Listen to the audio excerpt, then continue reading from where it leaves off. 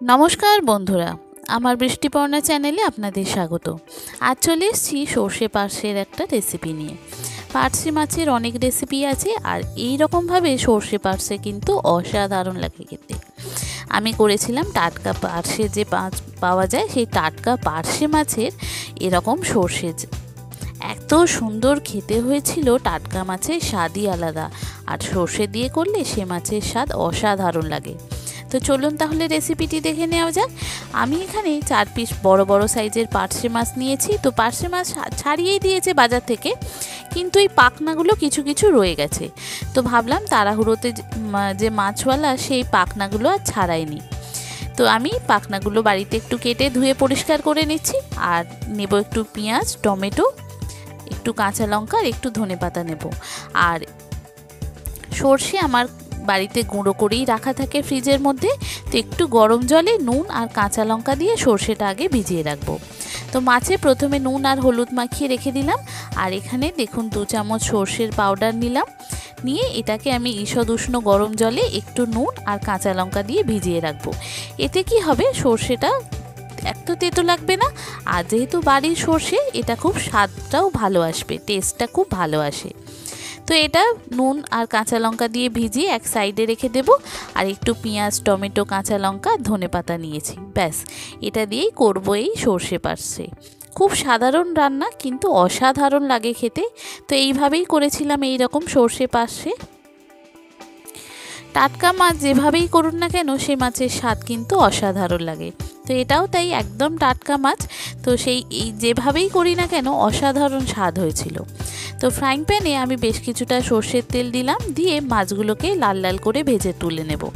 আর এই টাটকা মাছ আর যদি বরফের মাছ, সেটা বুঝবেন কি করে, যখন দেখবেন অনেক দিনের পুরানো বরফের মাছ হয়ে যাচ্ছে, তখন দেখবেন সেই মাছগুলোর পেট ফেটে যায়। আর যখন দেখবেন একদম যদি টাটকা মাছ হয়, তখন দেখবেন সেই মাছ একদম গোটা গোটা থাকবে। এখান থেকেই বোঝা যায় যে মাছগুলো খুব টাটকা। তো মাছগুলো ভেজে তুলে নেওয়ার পর ওই তেলেতেই আমি একটু কালো জিরে ফোড়ন দিলাম। যখন খুব সুন্দর কালো জিরের গন্ধটা ছাড়বে, যে পেঁয়াজ টমেটো নিয়েছিলাম সেটা ভালো করে ভাজবো। পেঁয়াজ টমেটোটা খুব ভালো করে ভাজার পর এক এক করে বেসিক মশলাগুলো দিয়ে দেবো। বন্ধুরা, রেসিপিটি যদি ভালো লাগে তাহলে আমার চ্যানেল বৃষ্টিপর্ণাকে অবশ্যই সাবস্ক্রাইব ও ফলো করে দেবেন। আর পাশে থাকার বেল আইকনটি অবশ্যই অন করে দেবেন। তাহলে ভিডিও আপলোডের সাথে সাথেই আপনাদের কাছে নোটিফিকেশান চলে যাবে ভিডিও আপলোডে। কেমন হলো রেসিপিটি অবশ্যই আমাকে পুরো ভিডিওটি দেখে কমেন্ট করে জানাবেন।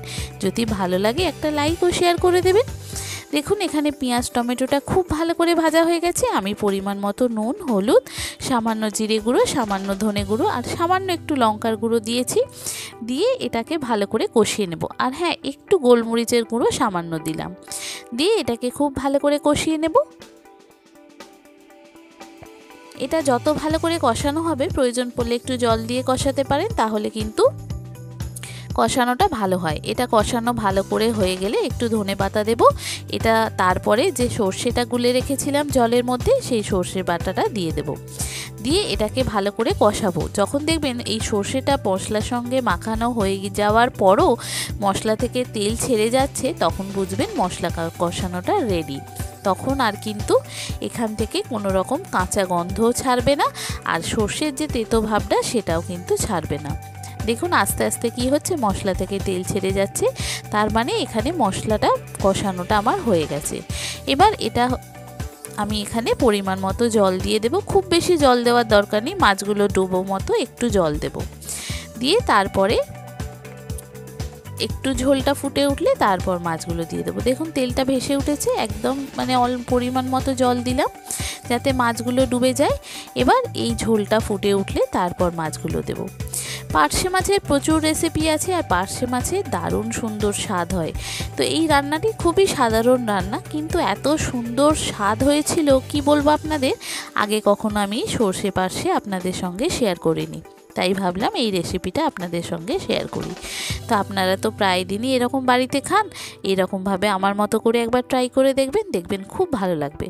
আর সর্ষেটা সাদা সর্ষে আমি নিয়ে রাখি, এটা আমি বাড়িতেই মিহি করে গুঁড়ো করে চালনা দিয়ে চেলে ফ্রিজের মধ্যে স্টোর করে রেখে দিই। যখন সর্ষের দরকার পড়ে তখন ওই সর্ষে পরিমাণ মতো বার করে গরম জলে একটু নুন আর কাঁচা লঙ্কা দিয়ে ভিজিয়ে রাখি।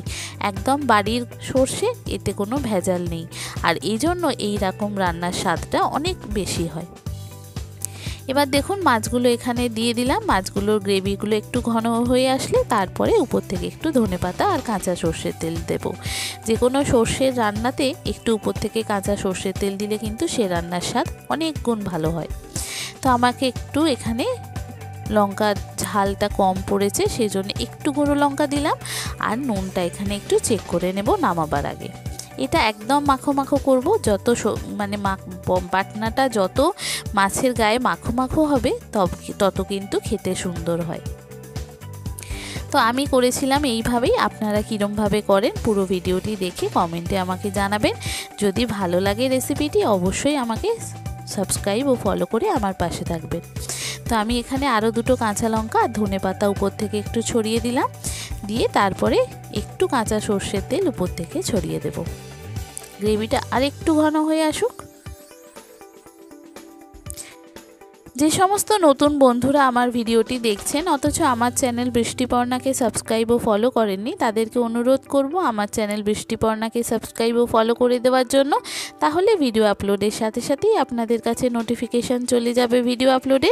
কেমন হলো রেসিপিটি অবশ্যই আমাকে কমেন্ট করে জানাবেন। যদি ভালো লাগে একটা লাইক ও শেয়ার করে দেবেন।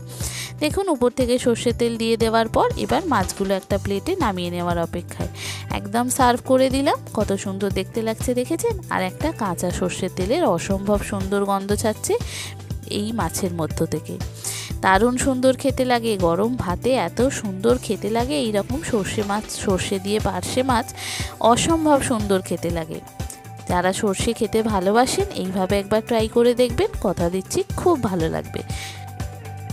যারা পুরনো রাঁধুনি তারা তো এইভাবেই রান্না করেন, যারা নতুন রাঁধুনি তারা এইভাবে একবার ট্রাই করতে পারেন, কথা দিচ্ছি ভালো লাগবে। দারুণ সুন্দর স্বাদ হয়েছিল, এইভাবে করেছিলাম। আপনাদের কেমন লাগলো আমাকে জানাবেন।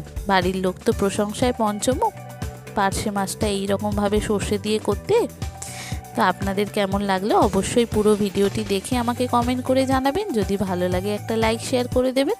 দেখুন তো কত সুন্দর দেখতে লাগছে, খেতে অসাধারণ স্বাদ হয়েছিল এই রকম সর্ষে পার্শে।